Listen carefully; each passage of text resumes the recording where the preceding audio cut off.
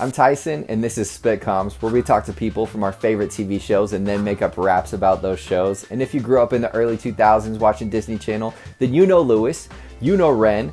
This is Even Stevens, and we're going to talk to the executive producer of Even Stevens, Dennis Rinsler, in a little bit. But first, he's one of the most iconic child actors of his generation, dare I say. Do you have any bacon? He's Stephen Anthony Lawrence, aka Beans. Well, bro, it means so much that you're doing this with us. I'm probably speaking for thousands, millions of people when I say, like, I grew up with you, watching you on this show, and it's one of my favorite shows of all time. So thanks for doing this. Hey, dude, I'm happy to be here, man. Crazy times like these, man, and it's an honor. I love the one with the guy from The Office. Everybody check out the pilot. Oh, sweet. Thank you. Appreciate it. But for you, I mean, I feel like there are certain roles where when someone gets cast, you can't imagine anybody else playing that character. And let's be real, like, there is only one Beans. How did you make that character your own? Well, actually, when I was auditioning, it was me and Samuel Jackson. They wanted to go with Samuel Jackson, but he was a little expensive for Disney. Now, honestly, it was pretty normal up until the last audition. Before I go into my last audition, I get the script, and in the script was one of the jokes that I had said it like in the audition, just The pirate joke. Yeah, the pirate joke. You know, we have the audition, and then I just give them like a kind of a joke when I was going out the door. My joke is in the script. Okay, back to the joke. So the ship was a rockin' and a rollin', and I fell off the ship. Hey, Stevens, this kid is freaking me out. I want my money back. Beans, hit the road. You're freaking out the customers. My favorite episode ever, this The Secret World of Girls, that's where you started, right? Yes, and that was such an awesome episode to come into the show on, because it was directed by Fred Savage from Wonder Years, right? Yeah. It was just awesome working with Fred, because he's, number one, such an actor's director, because he's done this before. When did you find out you were going to be more of a regular moving forward? It was only supposed to be a guest star. It was supposed to be guest star, possible reoccurring, right? Then by the end of the third season, you know, I was in pretty much every other one. And honestly, dude, you don't really think about that. You're really just focused on the next week. You know, the next episode. Man, I mean, that's such a great mindset to have, as we were probably 8 years old at the time. What memories stand out to you about that time? I don't know. We remember the weirdest things as kids. I remember chasing Shia around in a bra with oranges. I knew it was going to be a fun shoot based off of this one scene from Secret World of Girls, when in the one scene where Shia goes, "This is what happened when a boy becomes a man." And I go, do the Notebook. Yeah, we never see what Shia actually wrote in that notebook. Let's just say it's something graphic that an 8-year-old probably shouldn't see. Something not very Disney appropriate, I'm guessing. Right, but that reaction was spot on. Genuine. With all the Even Stevens episodes like now available on Disney Plus, I was so excited to go back. It was so fun to watch again. Usually it's, you know, I get the 35 to 40-year-old dad that's like, "Can you sign this for my daughter? Her name's Bob." Yeah. But now I'm actually seeing a lot of the kids that recognize this, which is kind of cool. Now I get asked if I really like bacon by a whole new generation. When's the last time that you watched an episode? Ooh, I think I caught my roommate watching an episode. The funny part was I came in where I'm like rappelling down, right? Let's just say maybe safety regulations were a little bit more lax back then. Just a basic pulley system. We had 2 grips holding the rope and just lowering me down like this. So at any minute, you could have just... Oh, dude, if their hands started getting a little sweaty, you know. Do you have a favorite episode? That was definitely one of my favorite episodes, but I think my most favorite was where the parents were aliens. The Close Encounters kind of one-off. Close Encounters from the Beans kind, yeah. I thought that one was really fun. For sure. I just watched that one with my little brother, and now he's convinced you're an alien throughout the entirety of the show. The writers and producers put it to rest. In the 20th anniversary reunion, Beans is actually an alien. He is. Really is. Okay, so he he's really right. is. Yep, they put that myth to rest. All right, there we go. You're teaching acting classes now. How do you help actors deal with some of the challenges in the industry that you dealt with? The biggest thing I want my generation of actors to know is, great acting, man, it's like a water faucet. You turn it on, you turn it off. And I think it helps your sanity too. I feel like that, see a lot of actors get a little nutty. If people would like to get an acting lesson from you, is that a possibility? Absolutely. You can always find me, number one, live streaming acting classes on Bigo Live. My handle is Call Me Beans. And I also do private lessons one-on-one just by emailing me at findmychin@gmail.com. I do $50, a private lesson for a half hour. I try to keep it cheaper. Our show Spitcom combines sitcoms like Even Stevens and hip hop. Are you a rap fan yourself? Oh, of course. I like old school though. I'm not one of these Tekashi fans. I like Tupac and Biggie, man. In every episode, we do a rap after the interviews. So do you have an Even Stevens reference that we can throw into the Even Stevens rap? We gotta do bacon, dude. We gotta do bacon. Bacon all day. Give me one more. I like a challenge. Ooh, in the Halloween episode, Shia had a penguin jockey costume. Or no, Pookie. Let's use Pookie Stevens. We gotta use Pookie Stevens. Where in the world is Pookie Stevens? No, I'll do all three. I'll do the penguin costume, Pookie Stevens, and bacon. Hey! That'd be sweet. I love it. Steven, thanks for helping us out today. Take care. Okay, brother. Be easy. Peace. Gotta love Steven. Make sure and listen to his references that he throws into the rap at the end of this episode. And now we're talking to one of my heroes in the industry. He's responsible for putting shows together like That's So Raven and Full House. He's executive producer of Even Stevens, Dennis Rinsler. You and your business partner, Mark Warren, you guys were hired to come into the show. Was it after the first 6 episodes? Yes, that's correct. You guys both have developed reputations as guys who can come in and fix what's not working with the show. What were your initial thoughts on joining Even Stevens? Well, when we came on, they had us look at the first 6 episodes. And right away, what jumped out was that Shia Labeouf was completely different than anyone on the Disney Channel. He had this very natural style of acting, funny, went out trying to be funny.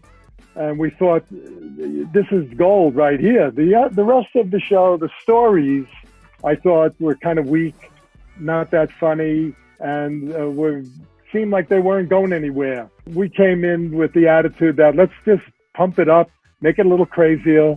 What were your first impressions of Shia Labeouf and Christy Romano? Well, Shia was great. He wanted to be totally natural. If it was up to him, he'd be picking his nose in every scene, doing stuff in his ear, smelling it. He just wanted to do things that normal kids do. But we had to tell him, just keep it to a minimum. Otherwise, your character's the guy who picks his nose. So he was a lot of fun. Christy was like a pro, like a Broadway pro, She knew how to do it. And the conflict between the two of them felt so real, because I think he did annoy her in real life just to keep her in character. He drove her crazy, So it was perfect. We just wrote to that, made stories about those two killing each other. For those who don't know, can you explain what your role is as a showrunner and an executive producer? Yeah, executive producer in TV is usually the one who runs the show. In the movies, it's usually someone who just gave money. They don't get involved. But in TV, you're the boss.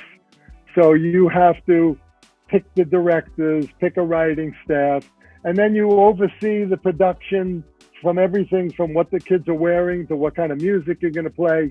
And you have to keep it consistent. We talked to Beans. We talked to Stephen Anthony Lawrence. He told us about the pirate joke that he used when he auditioned. Like this kid comes into the room and there's nobody really like Stephen. No, there's nobody who looked like him, sounded like him. As he's leaving, he said, "Can I tell you a joke?" And that's when everything turned around. Suddenly he turned into a pirate telling a joke. This little kid.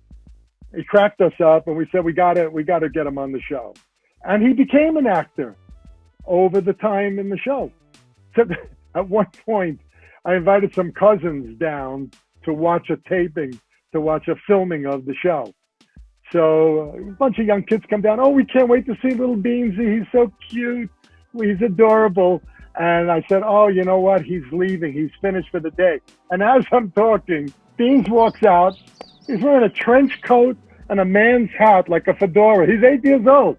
He says, hi, everybody. Sorry, I can't talk. My ride's here. A taxi cab pulls up. He jumps in the back seat and drives off. And they were like, is Beans a man? I said, no, he's a kid. I don't know. He's gone Hollywood on us. I don't know what happened there. No way. But he was a great guy. He really was a great guy. Completely unique. There's nobody like him. Nobody.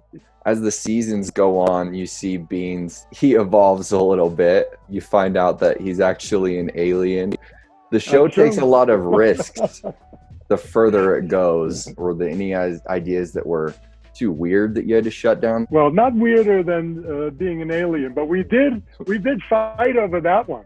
We sat in the room with the writers and we talked about, said, you know what other show would do something like this?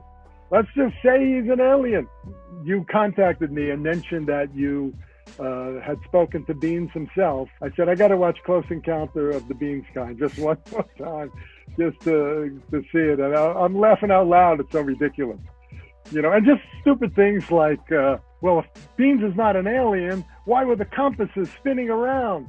And then... Twitty pulls out his lucky magnet. A simple magnet could mess up a compass. You mean like my lucky magnet? Oh, Twitty, I don't believe this. Who's carrying a lucky magnet? I mean, we just pulled that out of... And you just accept it. Oh, right, the lucky magnet.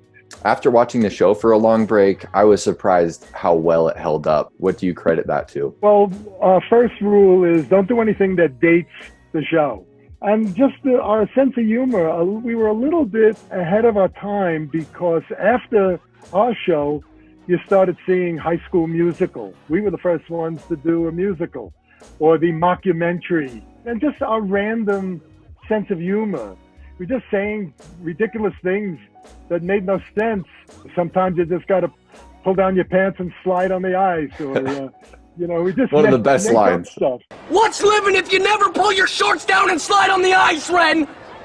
I heard my uncle say that to my dad once. I immediately fell in love with the phrase. Do you still have a love for making shows like this, and what are you working on now? Well, now I'm retired.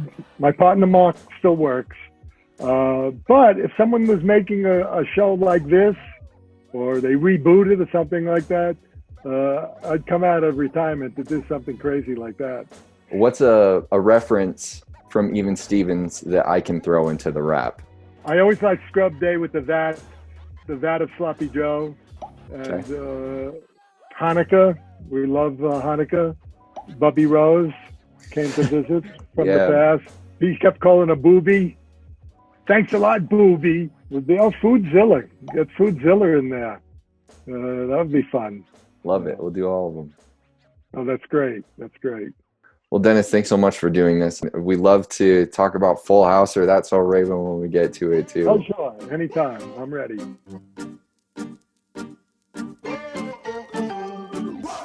Ready or not, I'm coming in hot, I like to rap fast. I'm taking my shot, what do I got? A Disney flashback. Show up at a family, overachieving. So much so that our bro feel like leaving. Mom is a senator and dad is a lawyer. Big brother's an athlete, sister's a rule enjoyer. A captain of every club, a future employer. Valedictorian, Lewis and Noiser. All the family's making moves, Lewis has the blues. But very soon he turns his breakdowns to breakthroughs. He's got his friends Tom, Twitty, and Tiny too. Bernard, Eric, Aaron Beans comes in season 2. Lewis Stevens, big dream and he really rocks, doesn't believe in staying in a box, he's always scheming. Like the one time he made money sleeping, dollar bills while he's dreaming. He's got the skills, he made a robot, but it's beeping, freaking, having people shrieking and fleeing. The way that he's thinking, you can't see his reason until you dive in the deep end. You can say he's crazy, but he's not remorseful. What you call lazy, he calls resourceful. Lou's always got a ruse, whether it's meeting the weather guy on the news, faking sick with his megaphone of chews, buying cool quasi shoes, or scaring Ren in his penguin jockey costume. He tricked the principal into calling a snow day and got beans to participate with no pay. Oh, I'm mistaken, there's bribery and bacon, and if you cross that kid, then the earth will get a quaking. His lunch lady interview could never be vanilla. Lewis kept poking, turned her into Foodzilla. He started a yard sale just to buy a drum set and sold Rand's Mr. Pookie as an accident. Whoops! Funnier than elegant, evergreen and relevant. A different kind of intelligence. When the wisecracks let go with the flow, like in the Scrubbed episode when he smashed into the sloppy joes. For Ren and Lou, when things get bad enough, or one has had enough, they learn to tag team and wrap it up. We hit it on the nose, and now we knows his role. We learned that in the episode with Bubby Rose. You can say he's crazy, but he's not remorseful.